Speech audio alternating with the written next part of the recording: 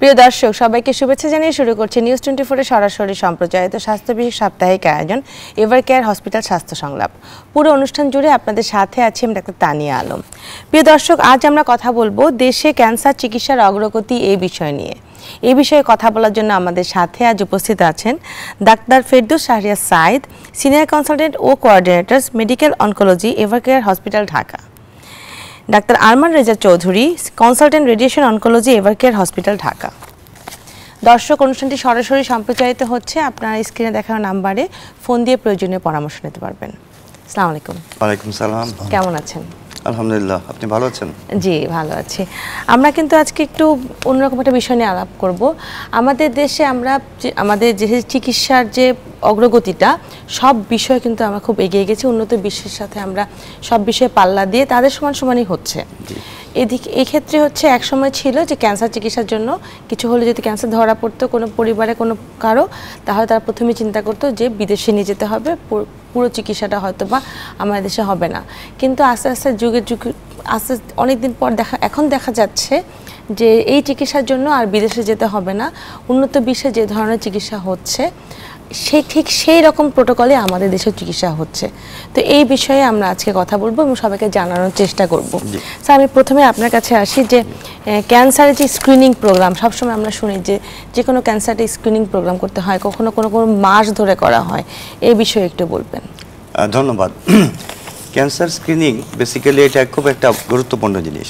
স্ক্রিনিংটা কি? স্ক্রিনিং মানে কিছু কিছু ক্যান্সার, সব ক্যান্সার না, যেগুলো খুব কমন ক্যান্সারের মধ্যে কিছু ক্যান্সার, যেমন স্তন ক্যান্সার, তারপরে prostate cancer, colorectal cancer, cervical জরায়ুমুখের ক্যান্সার, এগুলো খুব কমন ক্যান্সার। এগুলো কিন্তু স্ক্রিনিং প্রোগ্রাম আছে। স্ক্রিনিংটা কি? স্ক্রিনিংটা হলো আপনার ডিজিজটা ওইরকম আপনি বুঝতে পারছে না, রোগী তখনও বুঝতে পারছে না যে তার কোনো একটা অসুবিধা হচ্ছে, কিন্তু একটা বয়স হয়ে গেছে। সেই বয়স থেকে বেশিরভাগ ক্ষেত্রে এই ক্যান্সারগুলোর মানে ইনসিডেন্স বলি যে এগুলো ব্যাপকতা বাড়তে থাকে মানে হওয়ার। তো ওই বয়স থেকে আমরা কিছু পরীক্ষা করি। সেই পরীক্ষাটা করে যদি আমরা একদম প্রাথমিকভাবে আমরা যদি কোনো ক্যান্সার শুরু হয় অথবা শুরু হয়েছে এরকম পর্যায়ে ধরে ফেলতে পারি, আর বাকিরা তো ফ্রি অফ ক্যান্সার। তো এইটাকেই বলে স্ক্রিনিং। যখন আপনার কোনো সমস্যা হচ্ছে না, উপসর্গ হচ্ছে না, তার আগেই কিছু পরীক্ষা করে কিছু কিছু ক্যান্সারকে শনাক্ত করা যায় খুবই প্রাথমিকভাবে, এটাকেই বলে ক্যান্সার স্ক্রিনিং। এটার ইউটিলিটি, উপকারিতা কি? এটার উপকারিতা হলো যে আপনি খুব প্রাথমিকভাবে যখন এটা ইনভেড, আমরা বলি যে একটা যেমন জিনিসের ধরেন একটা লেয়ার আছে আপনার শরীরের, তো একটা জিনিস আছে কিন্তু কয়েকটা লেয়ার থাকে, একদম প্রথম লেয়ারে বসে আছে, এটা ছোট্ট করে কেটে নিয়ে আসলেই আপনার কিন্তু আর কোনো চিকিৎসাই লাগবে না। এটাকে আমরা T0 বলি অনেক সময়, যে T1ও হয় নাই।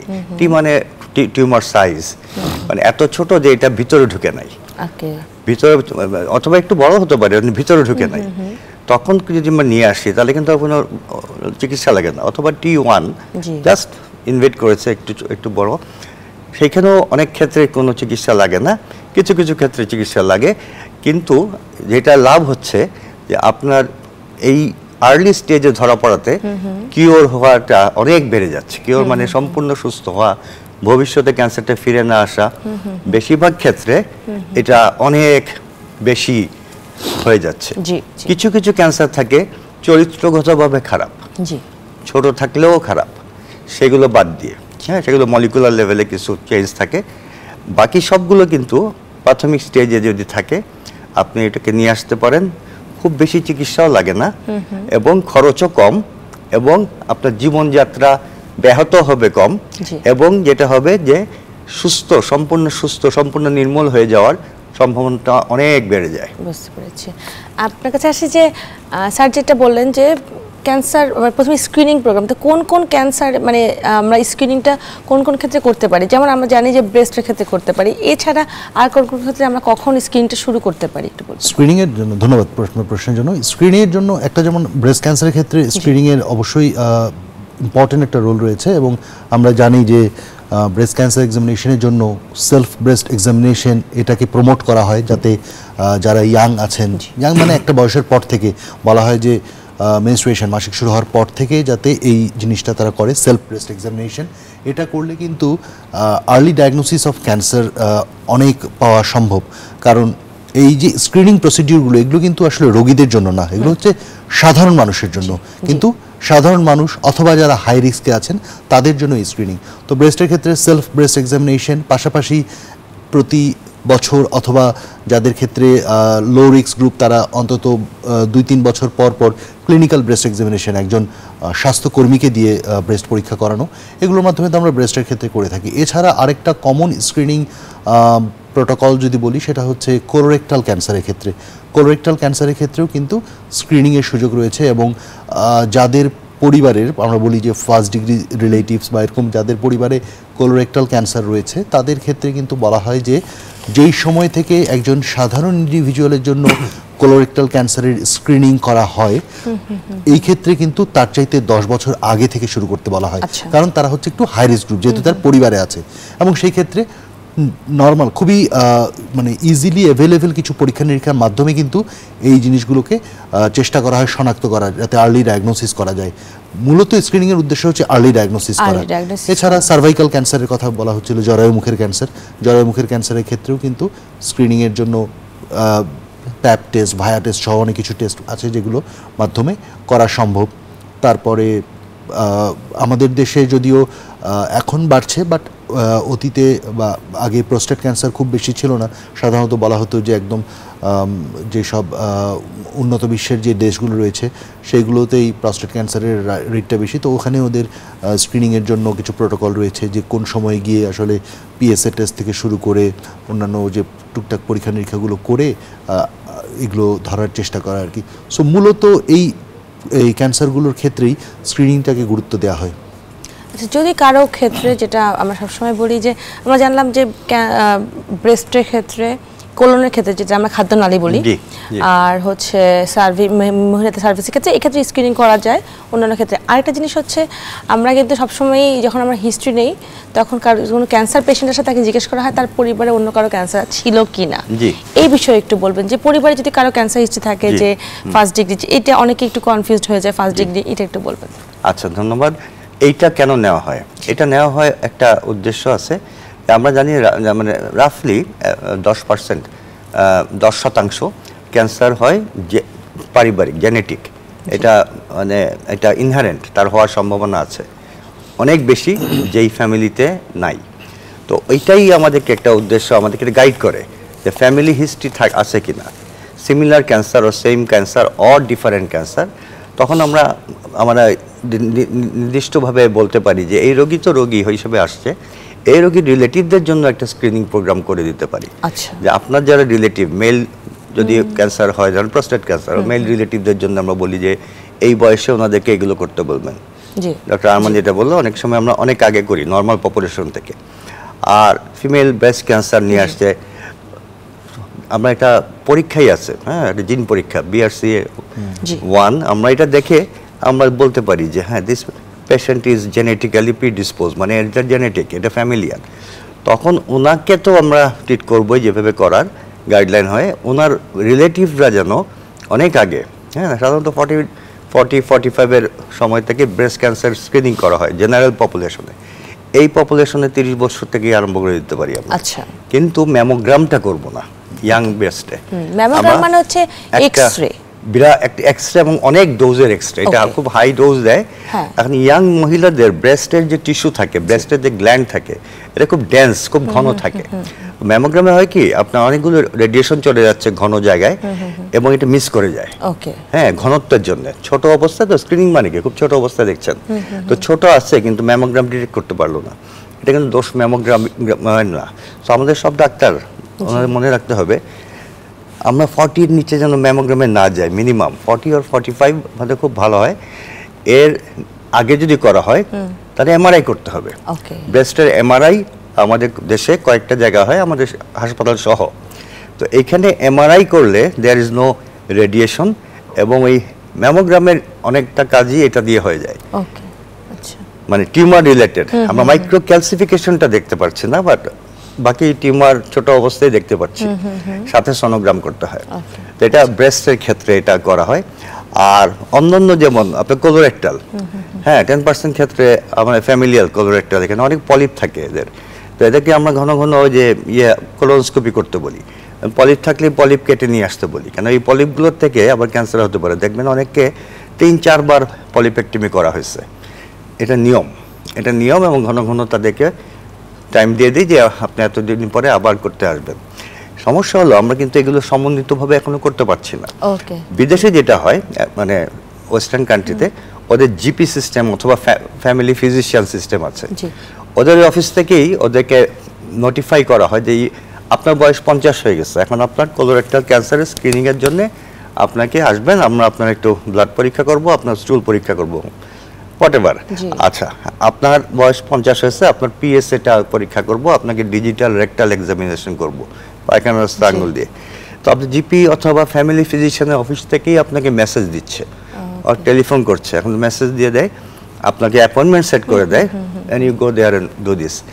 এই জিনিসগুলো কিন্তু আমরা না করাতে যেটা হচ্ছে, আমরা প্রাথমিকভাবে অনেক ক্যান্সার, বেশিরভাগ ক্যান্সারই ধরতে পারছি না। এটা কিন্তু সমন্বিত এবং সব জায়গায় আমাদের জিপি সিস্টেমটা করা খুব দরকার ছিল এদেশে বহু আগে। এটা করা না হতে এইসব ঘটনা ঘটছে। তবে হসপিটালগুলোর দায়িত্ব এসে যাচ্ছে এখানে। হসপিটালে যেসব হসপিটালের রেজিস্ট্রি আছে, হসপিটালের নিজস্ব রেজিস্ট্রি, তারা কিন্তু বয়স দেখতে পাচ্ছে যে আমার পেশেন্টদের বয়স কত। এইখানে আপনাকে ম্যান পাওয়ার কিছু এমপ্লয় করতে হবে। তারা যদি ওই এমপ্লয় করে, কার বয়স 50 অথবা 45, যেখানে গাইডলাইন বলছে যে এই বয়সে এই ক্যান্সারের স্ক্রিনিং করতে হয়, তাদেরকে কিন্তু আপনি নোটিফাই করতে পারেন। হ্যাঁ, ইভেন আমার হাসপাতালও পারে, মোস্ট লাইকলি আমরা করবো ভবিষ্যতে, যদি একটু সময় লাগবে। বাট এটা হলে কি আমাদের পুরো ডাটাবেস থেকে মানুষ বসাতে হবে, এখানে আপনাকে একটু ইনভেস্ট করতে হবে। তো এই জিনিসটা কিন্তু আমাদেরকে বিরাট একটা সার্ভিস দিতে পারবো। ওই রোগীদেরকে আমরা নক করতে পারবো যে আপনার কিন্তু সময় হয়েছে এই পরীক্ষাটাগুলো করার জন্য, এই ক্যান্সারের জন্য, আপনার যেহেতু এত বয়স হয়ে গেছে। তো এইভাবে এগুলো আগাতে হয়। এবং খুব আগে, ওই যে আগে বললাম যেটা, ওরা মর্টালিটি কমে গেছে কেন, ইনসিডেন্স কমেছে কিছু কিছু ক্যান্সারের, যেমন লাং ক্যান্সারের সিগারেট টিকেট কমিয়ে দিয়েছে ওইসব দেশে, কিন্তু অনেক কিছুর ইনসিডেন্স কমে নেই। কিন্তু অনেক ক্যান্সারের, কিছু কিছু ক্যান্সারের ইনসিডেন্স হওয়ার আর কি এটা বেড়ে গেছে, হওয়ার রেটটা, কিন্তু ওদের মর্টালিটি কমে গেছে। একটাই কারণ, এদের এই যে এই স্ক্রিনিংটা হচ্ছে আর্লি। আপনি জাপানে দেখেন সবচেয়ে বেশি স্টমাক ক্যান্সারের রেট তাদের খাদ্যাভ্যাসের জন্য। হ্যাঁ, কাঁচা খায় এসব মাছ টাছ ইত্যাদি ইত্যাদি, কিন্তু তারা কিন্তু এন্ডোস্কোপি করছে, একটা বয়স থেকে রেগুলার এন্ডোস্কোপি করছে এবং ছোট অবস্থায় ধরে ফেলছে, ওই এন্ডোস্কোপির মাধ্যমে এটা রিমুভ করে ফেলছে। তো ওদের ইনসিডেন্স সবচেয়ে বেশি, ওদের কিওর রেটও সবচেয়ে বেশি, মারা যাচ্ছে খুব কম লোক। তো এগুলো সমন্বিত একটা ব্যবস্থা করা, আমাদের ক্যান্সার সোসাইটি, আমাদের ক্যান্সারের ডাক্তারদের যে সংগঠনগুলো, এরা সবাই মিলে, এবং যেসব হাসপাতালগুলোতে ক্যান্সার চিকিৎসা দেওয়া হয়, এরা মিলে এগুলো করলে আমার মনে হয় এটা খুব ভালো একটা জিনিস হয়ে যায়। এবং এটা কিন্তু খুব বেশি সময় লাগবে না, 1-2 বছরের মধ্যে আমরা দেখবেন অনেকটা বিদেশের স্টাইলে আমরা স্ক্রিনিং করছি। হ্যাঁ, সেটাই স্ক্রিনিংটাই মেইন, যেটা কারণ ক্যান্সার যখন রোগীরা আপনাদের কাছে আসে, তখন কিন্তু আপনাদের কাছে হাতে থাকে রেডিয়েশন, কেমোথেরাপি, অনেক দেরি করে ফেলে।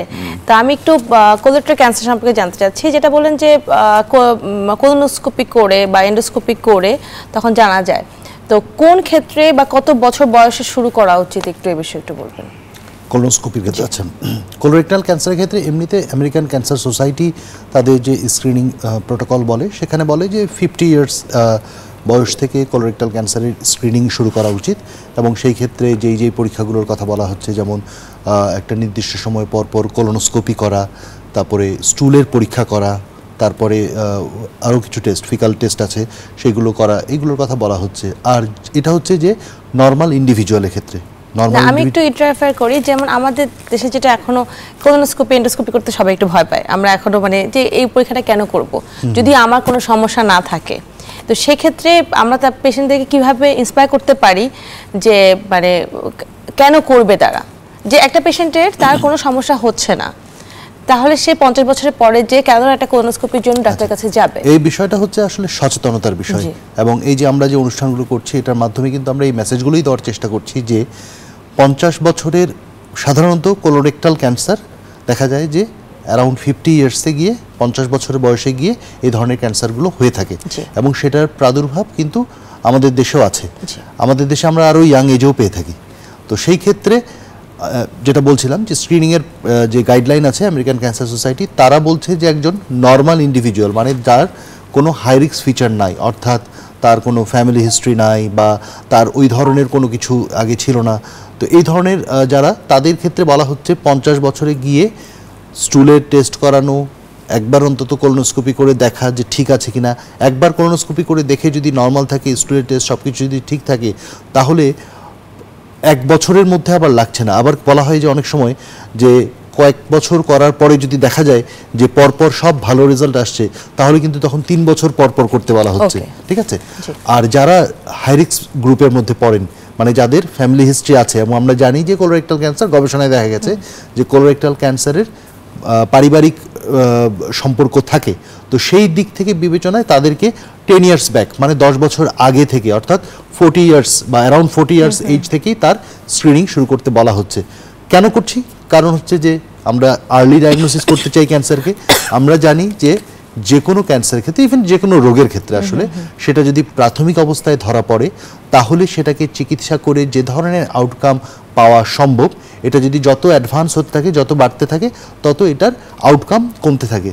এখন স্ক্রিনিং বা এই যে কেন টেস্ট করবে, তার উদ্দেশ্য হচ্ছে যে আমরা যাতে আর্লি ধরতে পারি এবং আর্লি ধরে আর্লি চিকিৎসা করতে পারি। আর যদি ধরা না পড়ে আলহামদুলিল্লাহ, কিন্তু ধরার যদি কারো পড়ে থাকে, তাহলে যাতে আর্লি ধরলে আমরা আর্লি চিকিৎসা করতে পারি। তার মানে যেটা হচ্ছে, আমরা একটু যেটা দর্শকদের জানাতে চাচ্ছি যে যদি কারো খাদ্যনালীতে, যেটা আমরা সহজ ভাষায় বলি কোলোরেক্টাল বলাচ্ছে, সেটার ক্ষেত্রে যদি কারো কোনো সমস্যা না থাকে, কোনো হিস্ট্রি না থাকে, 50 বছর বয়সে গিয়ে একটা স্ক্রিনিং প্রোগ্রামে একজন গ্যাস্ট্রোএন্টারোলজিস্টের কাছে গেলেই উনি কিন্তু স্ক্রিনিং প্রোগ্রামটা দিয়ে ফেলবেন, এবং সেক্ষেত্রে যদি সবকিছু নর্মাল থাকে তাহলে তো খুবই ভালো, না থাকলে সে আমাদের দেশের প্রেক্ষাপটে, হ্যাঁ স্যার যেটা বলছিলেন, ওখানে বাহিরে কিন্তু উন্নত বিশ্বে কিন্তু এটা ওদের একদম রেগুলার প্রোটোকল।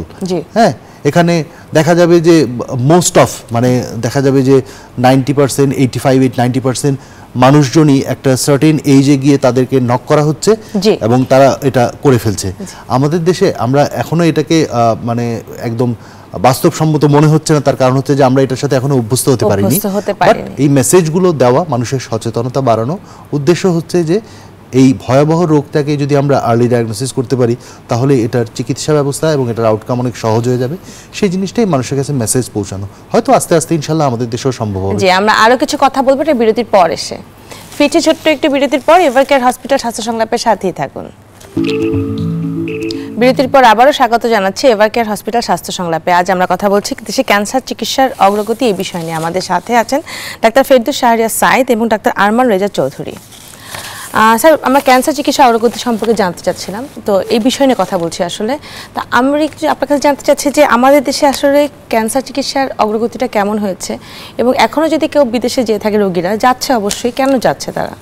আচ্ছা, অগ্রগতি যদি ধরেন গত 20 বছরের সাথে এখন আমরা ধাপে ধাপে প্রচুর অগ্রগতি হয়েছে। আমাদের এখানে নতুন হসপিটাল হয়েছে, স্ট্যান্ডার্ড হসপিটাল, যেমন এভারকেয়ার হসপিটাল, সেটা আগে অ্যাপোলো ছিল, পরে এভারকেয়ার হলো ইত্যাদি। তো দেখেন, এই যে একটা ওইরকম উন্নত মানের হসপিটাল হলেই কিন্তু উন্নতি হয়েছে। তারপরে জেসিআই অ্যাক্রিডিটেশন আসলো, যেটা একটা জয়েন্ট কমিশন ইন্টারন্যাশনাল, পুরা মানে একদম উচ্চমানের, আন্তর্জাতিক মানের আমরা হাসপাতাল হয়ে গেল। এই হাসপাতাল হওয়াতে কি হচ্ছে, বিভিন্ন ডিপার্টমেন্টগুলো এরকম মানের হলো। তারপরে ক্যান্সার চিকিৎসাও একসময় আসলো, সেখানে নতুন প্রযুক্তি আসলো, এবং সেই প্রযুক্তিগুলো কিন্তু একদম আপ টু ডেট। যেমন রেডিয়েশনের মেশিন, এগুলো একদম লেটেস্ট মেশিন। খালি মেশিন না, মেশিনে অনেকগুলো সফটওয়্যার থাকে, প্রোগ্রাম থাকে, আমি 3-4 রকমের কি 4-5 রকমের চিকিৎসা দিতে পারবো। সেইগুলো অপটেন করে হলো, যাকে যেভাবে দেওয়া হচ্ছে। তো এইটা আবার গাইডলাইন বেসড। গাইডলাইন মানে কি, পৃথিবীতে একটা গাইডলাইন থাকে সবকিছু চিকিৎসার, এই ক্ষেত্রে এই করবেন, এই ক্ষেত্রে এই করবেন, এই ক্ষেত্রে এর আবার ট্রেন ম্যানপাওয়ার থাকতে হয়, ম্যানপাওয়ারগুলো ট্রেন। আমার মেডিকেল অনকোলজিতে আসেন, আমরা দেখলাম যে ওষুধপত্র বাংলাদেশে বানানো আরম্ভ হলো, তো এখানে ওষুধের দাম কমে গেল। বাইরের থেকে ওষুধ আসতো, সেগুলো ছাড়া বিকল্প ছিল না। আমরা মানসম্মত ওষুধ দেশে পেলাম, এই ওষুধগুলো বিদেশেও রপ্তানি হচ্ছে। প্রথমে একটা কোম্পানি, এখন অনেকগুলো কোম্পানি। আচ্ছা, ওষুধের দাম কমলো, ওই কারণে আমাদের মান বাড়লো। আমরা দেশ বিদেশে গিয়ে ট্রেনিং নিলাম, হ্যাঁ, বিভিন্ন জায়গায় ট্রেন আপ হলাম, ফেলোশিপ করলো, কেউ অবজারভারশিপ করলো ইত্যাদি করে, এবং আমরা সেমিনার, কনফারেন্স ইত্যাদিতে যাওয়া আরম্ভ করলাম। আগে যেরকম খুব কম যাওয়া হতো, পরে এগুলো অনেক বেশি হলো। তো আমরা আপ টু ডেট হয়ে গেলাম। এখন ইন্টারনেটের যুগে কি হলো, আমরা এখন আজকে যেটা রেকমেন্ডেশন, আজকে এই মুহূর্তে আমার কাছে মোবাইলে চলে আসতেছে। সো আমি জানতে পারছি যে রেকমেন্ডেশনটা কি, এই ক্ষেত্রে কি চিকিৎসা হবে। সো আমরা কিন্তু আপ টু ডেট। আচ্ছা, এখন যেটা হয়েছে, আমরা অগ্রগতি তো এগুলো অনেক, আমাদের যে কেমোথেরাপি ডেলিভারি সিস্টেম একদম স্ট্যান্ডার্ড। হ্যাঁ, আমাদের যে ওষুধ নিয়ে আমরা প্রকিউর করি, কোথা থেকে করি সেটা একটা স্ট্যান্ডার্ড জায়গা থেকে আমরা আনি, কিভাবে আমাদের হাসপাতালে একটা স্ট্যান্ডার্ড প্রোটোকল ফিল করি, আমরা রাখি কিভাবে আমাদের ফার্মেসিতে, সেটাও একটা প্রোটোকল। আমার ফার্মেসির থেকে আমার ডে কেয়ারে যাচ্ছে যে, সেটাও একটা মাধ্যমে যাচ্ছে নিয়মকানুন মেনে। আমরা যেভাবে দিচ্ছি, ডিসপেন্স করছি রোগীকে, সেটাও প্রোটোকল মেনে। তো দেখেন এগুলো কিন্তু সব ইন্টারন্যাশনাল, এখানে আমার মনের মাধুর্য মানে মিশিয়ে কাজ করার কোনো স্কোপ নাই। সো এইটা স্ট্যান্ডার্ড সব কিছু, এগুলো মানে মেনে চলছি আমরা। বিদেশের সাথে পার্থক্য যেটা হয়েছে কি জানেন, আমাদের দেশে হয় কি, আমরা আমাদেরকে মেলে ধরতে পারি নাই। আমাদের যে ভালো ভালো হাসপাতালগুলো যেখানে এরকম চিকিৎসাগুলো হয়, সব কিছু ম্যানপাওয়ার সব কিছু আছে, আমরা নিজেদেরকে আমরা অ্যাডভার্টাইজ করতে পারি নাই, সোজা হিসাব। আর বাইরে যাওয়ার একটা অনেকগুলো কারণ, তার মধ্যে একটা হলো অ্যাডভার্টাইজমেন্ট, এবং তাদের এজেন্টরা আছে। হ্যাঁ, আপনাকে এজেন্সি থাকতে হবে, মানুষকে জানাতে হবে। বিভিন্ন হাসপাতালে তারা এসে প্রচার করছে, আমাদের কাছে আসেন, আমরা এই করি সেই করি, তো আমরা এগুলো করতে পারছি না। এইসব কারণেই আমি মনে করি যে জানি না যে চিকিৎসা হয়, জানি না সেম চিকিৎসা হচ্ছে, জানি না মানুষ, ডাক্তার সাহেবরাও জানেন না। জি, আপনার কাছে আসে যে এই যে আপনি কাজ করেন রেডিয়েশন অনকোলজি নিয়ে, যেটা আসলে মেশিন বেসড আমরা জানি, তো মেশিনারি যে কি অবস্থা উন্নত বিশ্বের সাথে আমাদের দেশের এবং এভারকেয়ার হসপিটাল একটু বলবেন, সংক্ষেপে বলবেন। অনেক আগে থেকে যদি শুরু করি, 10-15 বছর আগে থেকে রেডিয়েশন অনকোলজি ফিল্ডের যে অবস্থা ছিল, তার থেকে স্যার যেটা বলছিলেন, অভূতপূর্ব উন্নতি বাংলাদেশে সাধিত হয়েছে। অনেকগুলো জায়গাতে এখন অত্যাধুনিক মেশিনের কথা বলতে গেলে ওয়ার্ল্ড ওয়াইড যে ধরনের মেশিন স্ট্যান্ডার্ড ব্যবহার করা হয়, মোস্টলি সে ধরনের মেশিনই বাংলাদেশে আছে।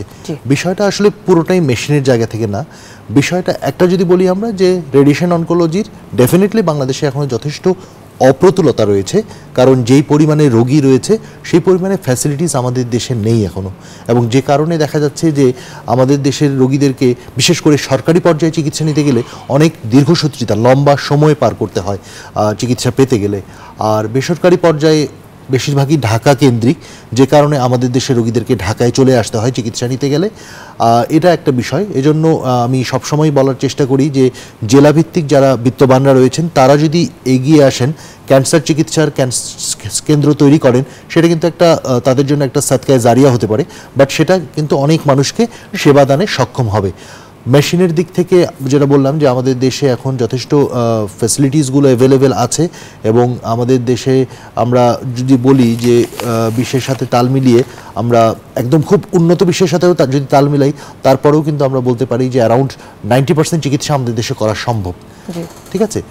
আর এভারকেয়ার হাসপাতালের কথা বলতে গেলে প্রথম বিষয়টা হচ্ছে যে কোয়ালিটি অ্যাসুরেন্স, যে আমরা চিকিৎসা কিন্তু অনেক জায়গাতে, চিকিৎসা শুধু না, যে কোনো সার্ভিসই কিন্তু সব জায়গাতেই আমরা দিতে পারি, কিন্তু সেটা কোয়ালিটি এনশিওর করে দেওয়া হচ্ছে কিনা, সেটা কোয়ালিটি এনশিওর করলেই কিন্তু সেটা রোগীর জন্য ইফেক্টিভ হবে, অ্যাজ ওয়েল এজ সেটা আউটকাম আমরা ভালো পাবো। আমাদের হাসপাতাল জেসিআই স্বীকৃত হাসপাতাল হওয়ার কারণে আমাদের আলাদা কোয়ালিটি অ্যাসুরেন্স ডিপার্টমেন্ট আছে, তারা প্রতিনিয়ত আমাদের এই জিনিসগুলোকে ইমপ্রুভ করার জন্য আমাদের সাথে কাজ করেন, এবং যে কারণে আমরা সবাই চেষ্টা করি যে একটা কোয়ালিটি সার্ভিস দেওয়ার জন্য, এবং এটার মাধ্যমে আমরা আমাদের ক্যান্সার রোগীদেরকে চিকিৎসা দিচ্ছি, দিয়ে আসছি, এবং আমরা ভালো ফলাফল পাচ্ছি। স্যার যেটা বলছিলেন, ডেফিনেটলি এই জিনিসগুলো, এই অনুষ্ঠানগুলো থেকে শুরু করে আরও বিভিন্ন মিডিয়ার মাধ্যমে আমাদেরকে জানাতে হবে যে আমাদের দেশেই এখন ক্যান্সার চিকিৎসার উন্নত এবং সঠিক চিকিৎসাগুলো করা সম্ভব। মানুষরা যদি জানে, তাহলে মানুষ সঠিক জায়গায় যেতে পারবে এবং সঠিক চিকিৎসা নিতে পারবে। জি স্যার, আমরা বিরতিতে যাবার আমরা এই অনুষ্ঠানের অনেক কিছু জানলাম আপনাদের কাছে, খরচটা সম্পর্কে জানতে চাই, কারণ ক্যান্সার চিকিৎসা করতে গেলেই যখনই কোনো পরিবারে ক্যান্সার ধরা পড়ে তখনই মনে করে খরচ নিয়ে চিন্তায় পড়ে। আপনার কাছে একটু খরচ নিয়ে জানতে চাচ্ছি যে আমাদের বাংলাদেশে ক্যান্সার চিকিৎসা খরচটা কেমন, সাথে এভারকেয়ার হসপিটালে। আচ্ছা, খরচ নিয়ে একটা জিনিস আপনাকে আইডিয়া দিই। আপনি ভ্যালু এডিশন হয় যখন, তখন খরচ বাড়ে। ভ্যালু এডিশনটা কি? আপনি একটা জায়গায় গেলেন, খুব উন্নত হাসপাতাল, সেখানে 24 ঘন্টা এসি যাচ্ছে, সেখানে মশামারি পোকামাকড় মারার জন্য কয়েক লক্ষ টাকা ব্যয় হচ্ছে, সেখানে বাথরুম পরিষ্কার রাখার জন্য অনেক লোককে এমপ্লয় করা হয়েছে, পরিবেশ সুন্দর, পরিস্থিতি সুন্দর, আপনি করছেন, এটা কিন্তু অনেক খরচ হয়ে যাচ্ছে। তো যেখানে ভালো স্ট্যান্ডার্ড, যেখানে ভালো সার্ভিস, সেখানে কিন্তু খরচও হচ্ছে এটাকে মেনটেন করতে। তো এই খরচটা মেনটেন করলেই কিন্তু ভ্যালু এডিশন বলি আমরা, তখন কিন্তু সার্ভিসের খরচটা বাড়ে। আর এগুলো যদি আপনি না করেন, তাহলে কিন্তু অনেক কম খরচে করতে পারেন। এটা আমাদের দেশেই আছে, আপনি বিভিন্ন হাসপাতাল আছে বিভিন্ন মানের, তো মানের উপরে খরচটা হয়। এটা আমার দেশে যেমন, ভারতেও তেমন, আমেরিকাতেও তেমন, থাইল্যান্ডেও তেমন, সিঙ্গাপুরেও তেমন।